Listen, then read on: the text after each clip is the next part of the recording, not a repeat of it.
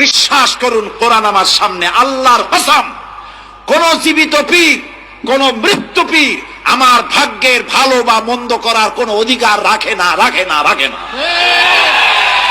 কোন পীর ফু দিয়ে আমার ভাগ্যকে ভালো বানাই দিতে পারবে না, পারবে না, এবং আমার একটা চুলও বাঁকাও করতে পারবে না। যা চাবার আল্লাহর কাছে চাইতে হবে। ওয়াইজা সাআলতা ফাসআলিল্লাহ ওয়াইজা ইসতাআনতা ফাসতাইন বিল্লাহ।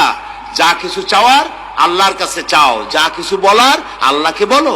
সব কিছু করার মালিক তিনি, সুবহানাল্লাহ বলেন।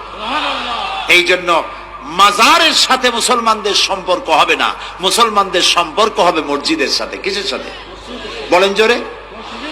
আপনি কোন অসুবিধায় পড়েছেন, মাজলুম হয়েছেন, অত্যাচারিত হয়েছেন, চাকরির সমস্যা হয়েছে, ঘরে খাবার নাই, অসুখ বিসুখ হয়েছে, নানান ধরনের সমস্যায় পড়েছেন, কোন মাজার নয়, কোন পীর নয়, মসজিদের ভিতরে চলে যান, উযু করে মসজিদে ঢুকে 2 রাকাত কাজায়ে হাজাতের নামাজ পড়েন।